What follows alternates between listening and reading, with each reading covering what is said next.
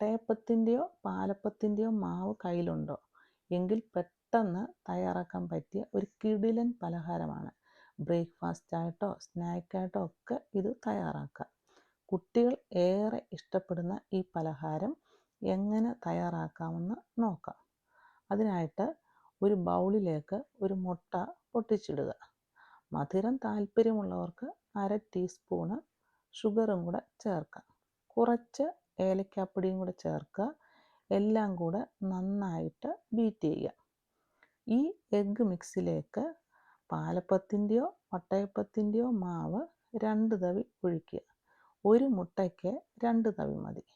ഈ കൺസിസ്റ്റൻസിയിൽ നല്ല ടേസ്റ്റും ടെക്സ്ചറിലുമുള്ള പലഹാരം കിട്ടും. അപ്പത്തിൻ്റെ മാവിൽ ഓൾറെഡി ഉപ്പ് ചേർത്തതായതുകൊണ്ട് ഉപ്പ് ചേർക്കുന്നില്ല. ഇങ്ങനെ നന്നായിട്ട് ബീറ്റ് ചെയ്തതിന് ശേഷം ഇത് ഒരു ഉണ്ണിയപ്പച്ചട്ടിയിലേക്ക് വേണം നമ്മൾ ഒഴിക്കുന്നത്. അതിനായിട്ട് ഉണ്ണിയപ്പച്ചട്ടിയിൽ നെയ്യോ അല്ലെങ്കിൽ ഏതെങ്കിലും ഓയിലോ പുരട്ടുക. എന്നിട്ട് ഓരോ കുഴികളിലും 1/4 ഭാഗം നിറയത്തക്കവണ്ണം മാവ് കോരി ഒഴിച്ച് അടച്ചു വെച്ച് ലോ ടു മീഡിയം ഫ്ലെയിമിൽ ഒരു 10 മിനിറ്റ് വേവിക്കുക. 10 മിനിറ്റ് കഴിയുമ്പോൾ തുറന്ന് നോക്കുക. നല്ല അടിപൊളി മുട്ടയപ്പം തയ്യാറായി. വളരെ സോഫ്റ്റും ടേസ്റ്റിയുമായ പലഹാരം കുട്ടികൾ മാത്രമല്ല മുതിർന്നവർക്കും കഴിക്കാൻ ഇഷ്ടപ്പെടും.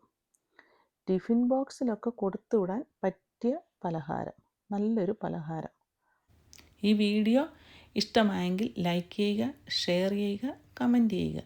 അടുത്ത നല്ലൊരു റെസിപ്പിയുമായി കാണുന്നത് വരെ ഹാവ് എ നൈസ് ടൈം.